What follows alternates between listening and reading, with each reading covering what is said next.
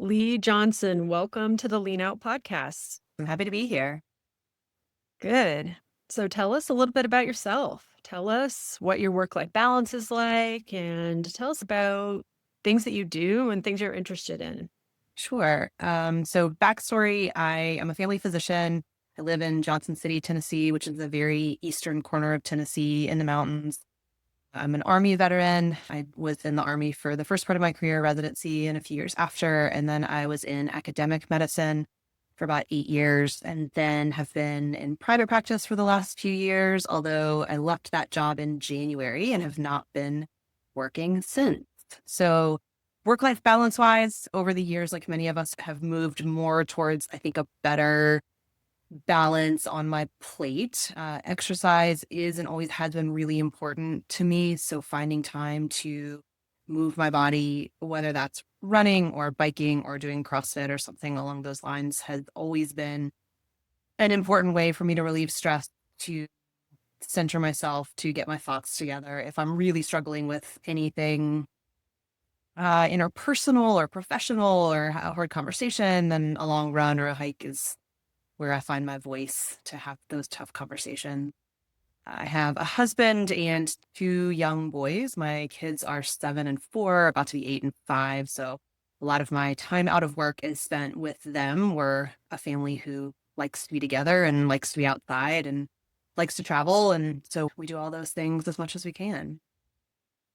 So we met originally at the Brave Enough Women CME conference, and I had been following you on social media, and I saw at one point in the winter an announcement that your practice was closing.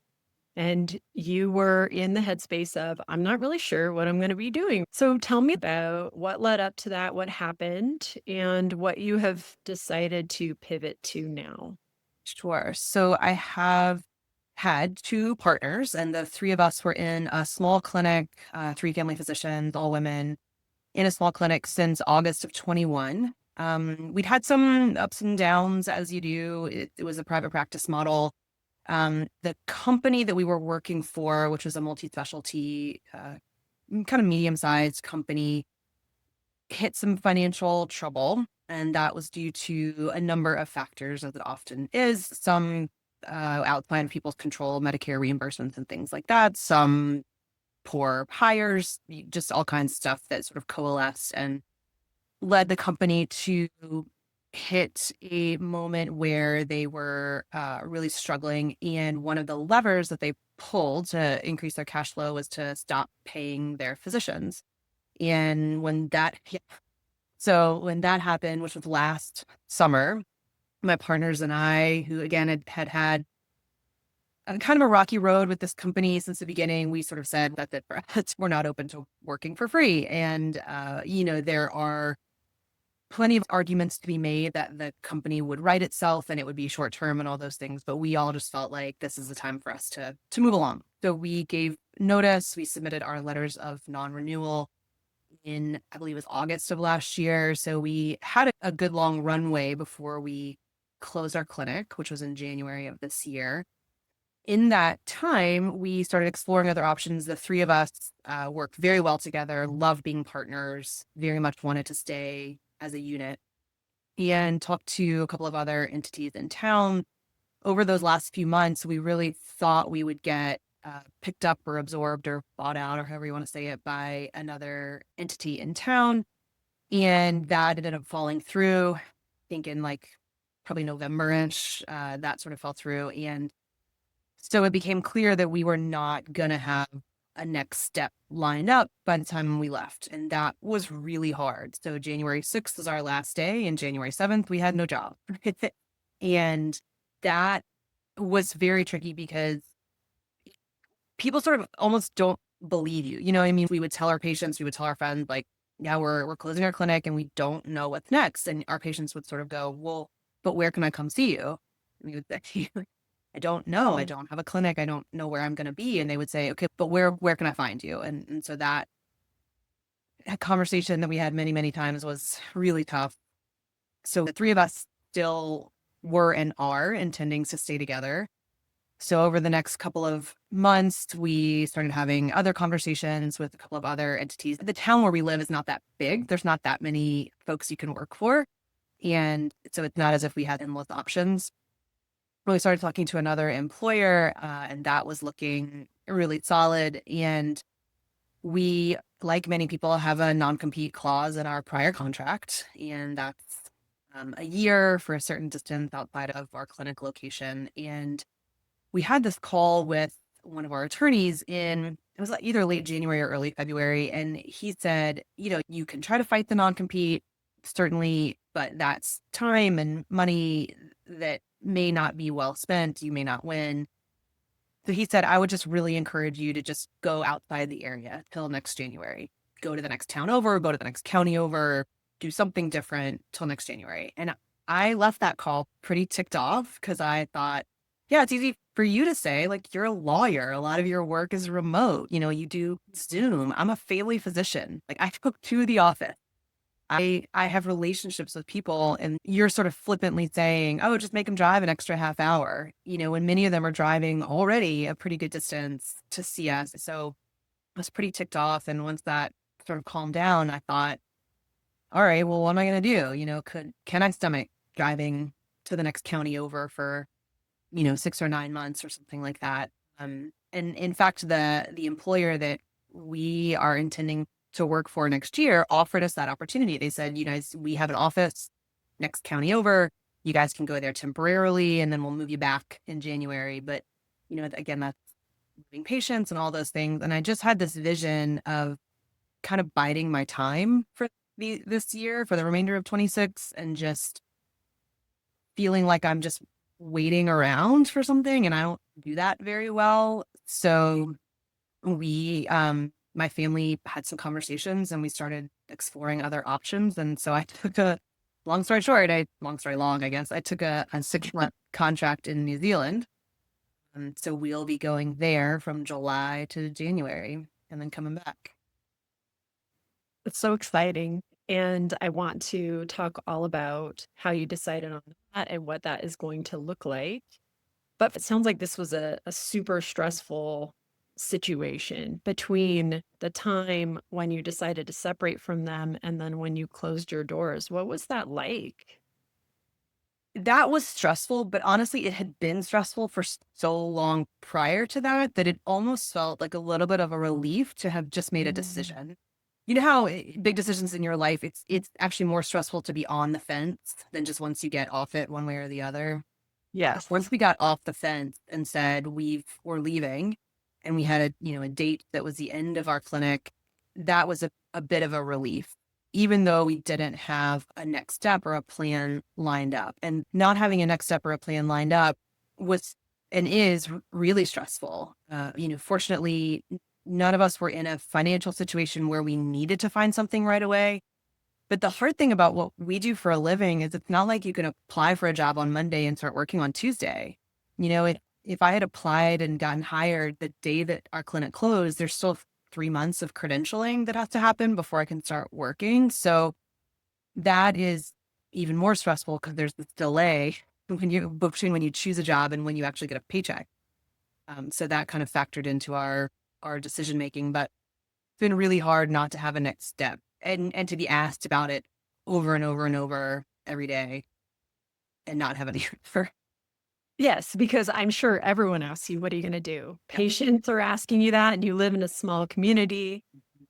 Colleagues are asking you that. Family members are asking you. Yes, all that's correct. Do you have any tips for dealing with that uncertainty? How did you manage that before you figured out what your direction was going to be? So, practically speaking, having an emergency fund is real. And I had always sort of thought, sure, we'll have an emergency fund because that's what our financial planner tells us to do. But I don't have the kind of job that I just will lose suddenly.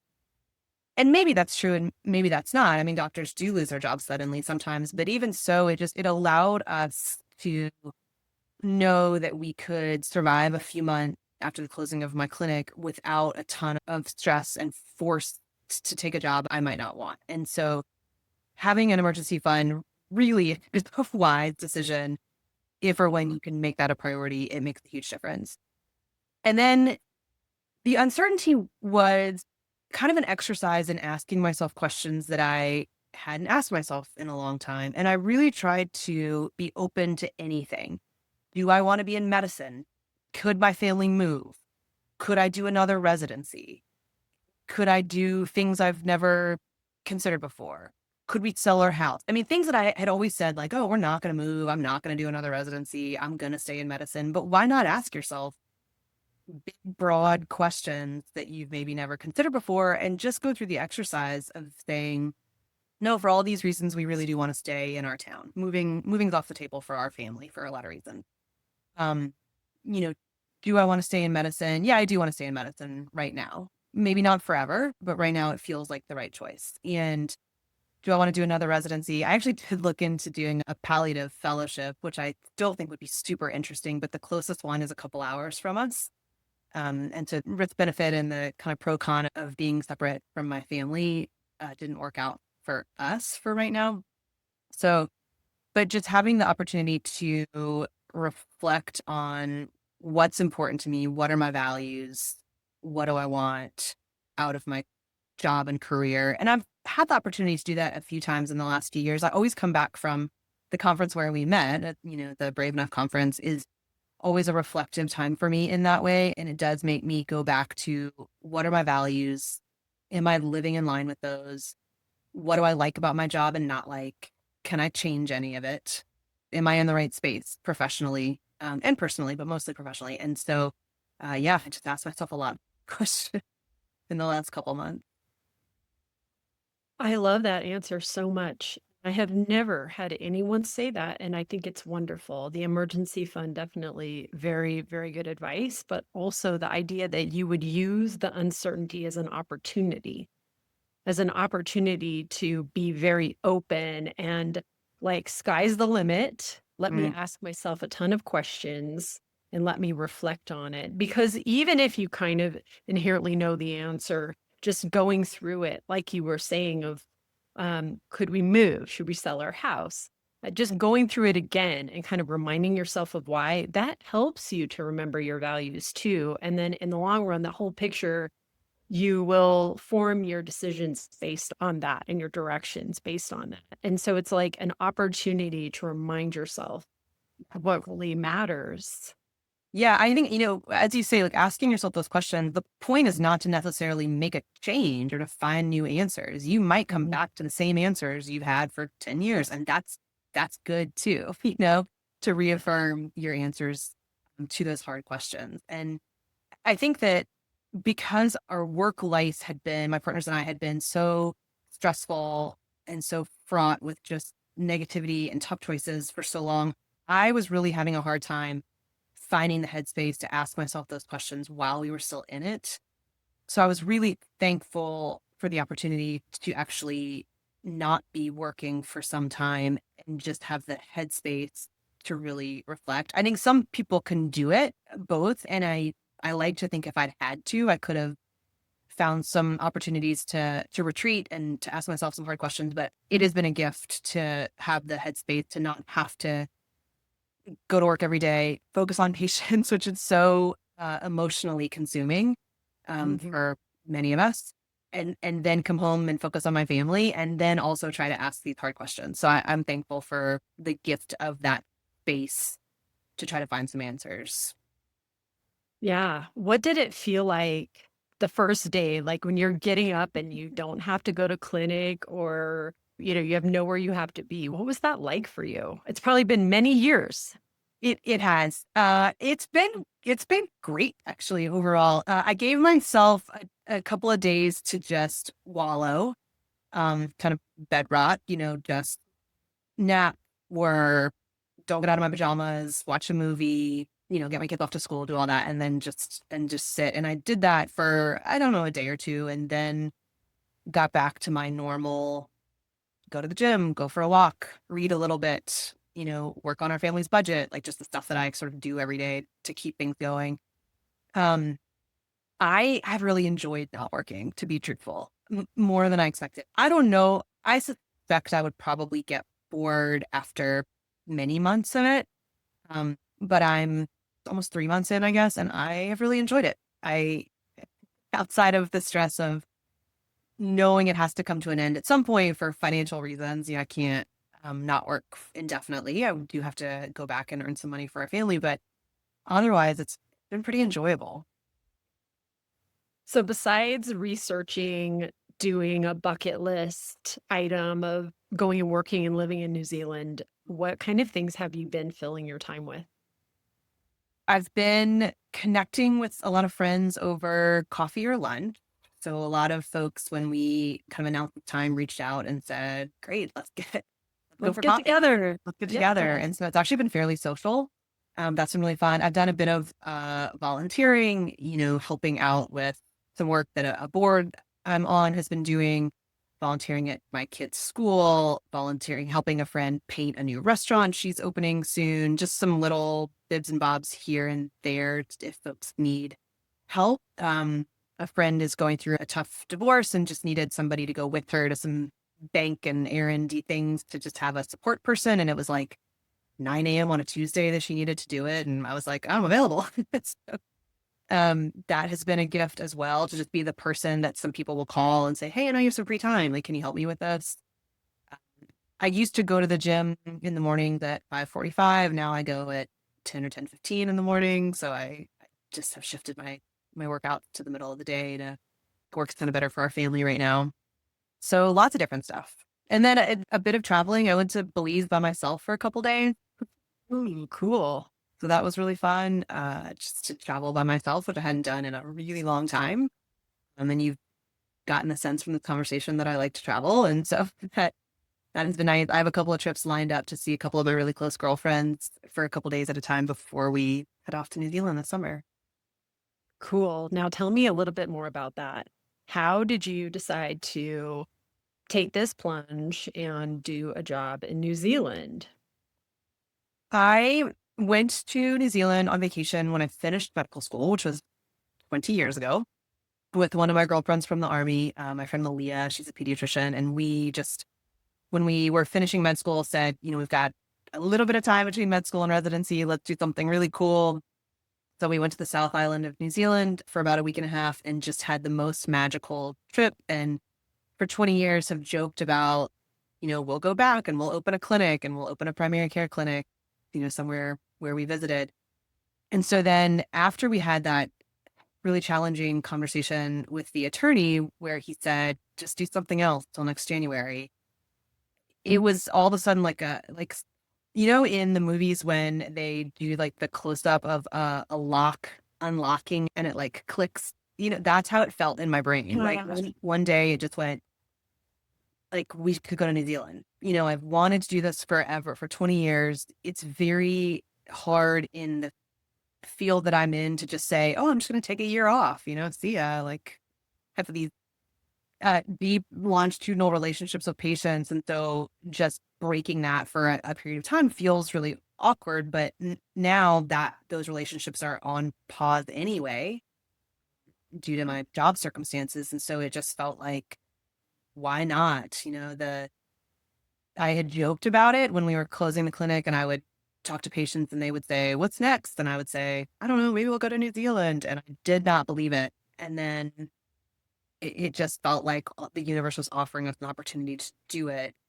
I had seen a post on social media from a woman who has ended up being a friend of a friend that said, "Hey, my clinic in New Zealand is hiring and it's a great place to raise kids and there's great mountain biking." And my husband and my older son are really avid mountain bikers. That's my husband's job. He's the executive director of a mountain bike nonprofit. And so that is a prerequisite for us to go anywhere, that would be part of the culture. And so that's the clinic that we're going to go to. That's eventually what ended up happening is, yeah, it just felt like I could certainly stay here, live our normal lives, which are great. My kid's school is great. My husband's job is great. And I could do something professionally to pass the time until next January, or we could do something a little crazier, and what we chose. Will your husband be able to do his work remotely while he's there? Yes, that is the plan. A lot of his work is remote anyway. It's a lot of grant writing, There's some stuff that's in person, so I don't think it won't be a full time. It'll be scaled down. But yes, the plan is to still work remotely while we're there. That's great. And also, your kids are a good age because I feel like as kids get older, and I wouldn't personally know because I have a 10-year-old, but just from talking to people, from interviewing people who do sabbaticals and things like that too, the older the kids are, then they have these very specific sports seasons or things that they're doing in school that are very important to them, and they become like a huge part of the decision making. Whereas when they're younger, they're a little more free to go for a little while. And I read on social media there was a post by your husband all about this and the details because it was like, I know you're going to ask this. Talked about how they're going to go to a local school and they got accepted, and so everything seems to be in place. Yes, and I had the same thought about their ages. They'll be 8 and 5 when we go, and so old enough to remember it. Certainly, the 8-year-old, I think, will remember it well, but not yet in those more rigid sports schedules and things like that. So I agree that the ages make a lot of sense. And I had been thinking about a vacation to New Zealand like in the next couple of years. I was like, oh, if my little one can get maybe 6 or 7, we'll go, and that'll be great. And close enough, 5. But yes, and so they will enroll in school there. Their school year is opposite ours, so their summer break is Christmas and January. So we will enter in kind of the middle of the school year. So I think that means my son is going to do the second half of third grade twice. Well, that'll be okay. It's okay. Uh, We met with their principal here, and she's amazing, and was very encouraging, and said, we've had families do this before where they've gone to Costa Rica for a year, this and that. And it's always been great and fine. And the kids come back with positive memories of it. So we're also really thankful for their school here, just being really accommodating and really encouraging and positive about this choice for them. that's great. I know some people listening will want to know what things you had to do in order to practice internationally. Like, did you have to do any sort of special applications, credentialing, or, how hard was it to set this up? It's still in process. It's not all the way complete, but so far it's not much harder than the credentialing you have to do to get a new job, which, having done that a couple of times over the last few months, it's just like many things in this country, it's just inefficient and redundant. Like, why do you need my med school diploma when you have my board certification? I couldn't get one without the other. Anyway, no, the Medical Council of New Zealand has to approve you to work there. So there's a website, an online system that collects your information, medical residency, board cert, licensing, all that, and presents it to the Medical Council of New Zealand. You have to have a supervisory plan. So whomever you're going to work for, so the clinic I'm going to work for has to say, we'll supervise her, review her charts, things like that for a certain amount of time when she first comes to work with us. So all that goes to the council and they say, yes, we approve you to work at this clinic for this amount of time. But it hasn't been so far much more onerous or cumbersome than doing it here. We also have to work on visas. And so there's a few steps left that we have to do. And then I have to figure out like health insurance and cell phone plans and car insurance. But all that's doable. Right, right. And it'll be worth it because it's going to be an amazing adventure. Yes, that's the hope. And it's really not a lot different. And we're fortunate in that we're going to a place where there's not a language barrier. And so that makes things just a bit smoother for my professional life, for my kids' lives, all those kind of things. So we're looking forward to it. I'm going to give you a warning that I have a friend and colleague who I interviewed on the podcast. I will link the episode for everyone in the show notes. And she went to do anesthesia in New Zealand and she has not come back. And it was a idea to do it for a year. And now I think it's like she's 3 or 4 years in and she's like, we're not moving back. We have heard that many times. We have to reassure our families that we are, in fact, coming back. But I do know that's a risk that we will fall in love with many aspects of the culture and not be so keen to return. But our current plan is to come back. My husband's job is here. I hope to have a contract signed before we leave for a job here when we come back. And that is our intention. But yes, you're not the first person to tell us a story of someone who just didn't come back. Yeah. Well, I think this sounds like an awesome way to spend some of your time, especially because it's a place that you've been wanting to go for so long, that you had experience with, and now you have this perfectly timed opportunity, it seems, that just fell into your lap, really. It does feel that way, and it was just interesting how for the last couple of years, everything felt hard. Everything in my professional life felt wrong and hard and difficult, and like we were fighting, and everything was a fight, and like nothing worked. And then with this opportunity, it feels like everything is just working. Like as you say, it just sort of fell into our lap a little bit. The timing is lined up. Um, Things just feel like they're falling into place quite a bit more smoothly than they had the last couple of years. And so that has been pretty affirming as well. I think this is a great example of a situation where you're struggling and there's something not quite right about your work life balance, but it's difficult to pinpoint. And then just something happens that like rips the band aid off. You have to make a change, or a change is forced upon you. And now things are feeling better for you. Mhm. And that's wonderful. Yeah, I think that I would imagine some or maybe many of your guests have been in situations where they sort of said, things are not going well or things are not right, and I'm going to choose to leave or make a change. And for us, as you said, it felt very much more like it was kind of forced upon us. We weren't fired. Our clinic wasn't forced to close, but it wasn't a choice I necessarily would have made. I wanted to be working, just raising kids, doing my thing. I hadn't intended to make a big change and leave, and yet that's where we are. And I do think ultimately it's gonna be a great opportunity to do something different. But again, it's not what I would have wanted. I don't want to put too much of a silver lining on this. It was rough. It wasn't what I would have chosen. It wasn't what I wanted. I didn't want to be. I had a lot of angst last year. Like, I'm this far into my career. Why aren't things going better? As you move in your career, you're supposed to get more settled, make more money, have more choices, like do the things you want to do. And it just felt like we were moving backwards in a lot of those ways. And so there was a lot of this like, what have I done wrong? Why is it not going like I wanted it to? I don't have an answer to that, but that's how it felt. Well, the interesting thing is too, though, that I remember when you actually stopped working on one of those last days, you posted something that just seemed very open.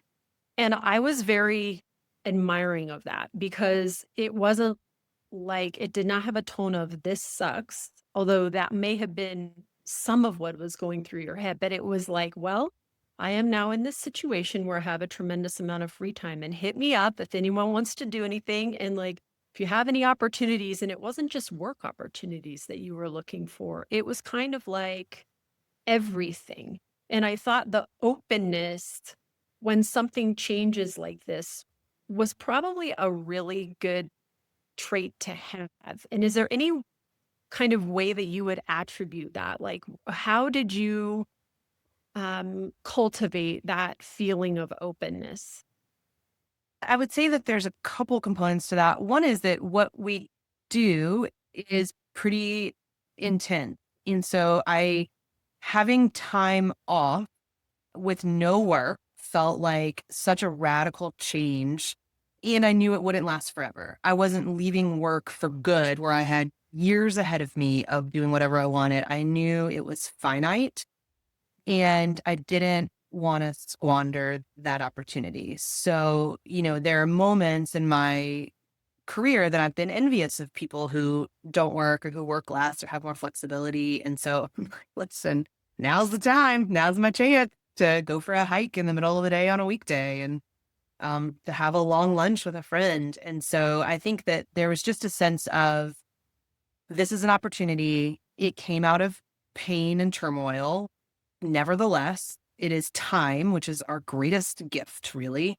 It is time, and I'm not going to waste that. I want to do something worthwhile and useful with it. And in that, I wanted there to be some rest. And there has been. I take time most days to read or watch 30 minutes of a Netflix show or something just to, just relax. But mostly I didn't want to look back on this time and say, like, I didn't do anything. I just waited. I just waited around. I don't want to just wait around for my life. I want to live my life. Something you said really struck me as key, which is that, yes, we can mourn things, but this is not a forever. This is a loss that is a temporary loss, and I am going to find something else, and I'm gonna be working in some capacity very soon, and so why would you treat it like this, tremendous, huge, devastating loss when that is not what it is going to be? It's not. And when you start talking to people, both in medicine and out of medicine, you realize a lot of people have gone through something like this. Oh, I got laid off, or like, yeah, I realized 5 years ago I hated my job and quit and went a different direction. Like people do this, it's not like I remember when I left my job in academics and I was ready for change. I knew that. And I wanted to go into a private practice with these colleagues. And I had so much heartburn about quitting because I'd never quit a job. I mean, like, I quit my lifeguarding job in the summer to go back to college, but let's never like I got out of the army. I don't consider that quitting. Um, but everyone I talked to was like, oh yeah, of course you're gonna change jobs in your career. No one has like one job for their whole, I mean, people do, but that's rare. So I think I get stuck in my own head in a lot of ways about, the sort of the right way to do things or the way they should go. But if you just talk to people, like people quit, people's lives get turned upside down, their careers change direction, and I'm not unique in this, really. And so that was very reassuring to me. I had friends reach out and say, I remember when I got laid off or my spouse got laid off and it felt awful. And then we ended up here and that's been great. But so I think the duality of that was really important for me. Like I don't love just silver lining thing like, oh, this happened for a reason. It was great. No, it was terrible. It took a toll on my marriage. It took a toll on my mental health. Like it's been awful. The last year or so was rough. And now we're going to move on and we're going to find the next thing. And both those things are true. Yes. Yes, very, very good point. Leigh, do you have any other advice for someone who is stuck, feeling like they are in a bad work situation as well, and they don't really know if they want to make a change or how to make a change? Yes. Something that I have learned over the years that I think many young, ambitious women don't recognize is you are replaceable to everyone except your family. If you wake up dead tomorrow, your job will go on. You think it won't. You think it rests on your shoulders and your shoulders alone. Absolutely. If you quit, they will put someone else in your place. That is true for all professional environments. It is not true for your family. So do not sacrifice your time and your relationships with the people who are important to you for the sake of your job. Just not worth it. So I think that is important. It is okay to quit a job. It's not failure. Quitting is not failing. It is just choosing a different direction. And I think the final thing I would say is as soon as you can, get real clear on your values and make decisions that line up with those. And that's really what it comes down to when you're making big decisions in your life, professional or otherwise, is just get clear on your values, make all your decisions line up with that, and you'll be fine. These are great points. There's one other thing I wanted to ask you, just based on what you just said. Do you wish you had quit your practice before all of this went down? That's a great question. I don't think so. I think my partners and I asked ourselves that a lot, and we nearly quit lots of times in the last couple of years. And the interesting dynamic was that we would all get there at different times. So one of us would say, listen, guys, I think this is it. I think we need to leave. And the other two would say, I'm not sure. I'm not feeling it yet. And so because we were so committed to being together, we ended up staying in it until all three of us at the same time said, we're all done. There's also just a piece of, we just kept thinking and hoping it might get better. And it might get better for the people who stayed. And that's the other thing is we had to sort of make peace with if we leave and then it gets better for everyone who stayed, are we going to regret leaving? And the answer became no. I mean, ultimately we got to no. We're okay with that. So I don't think so. I think some things needed to happen and play out in a way that I was really certain it was the right choice to leave. And I feel quite certain about that now.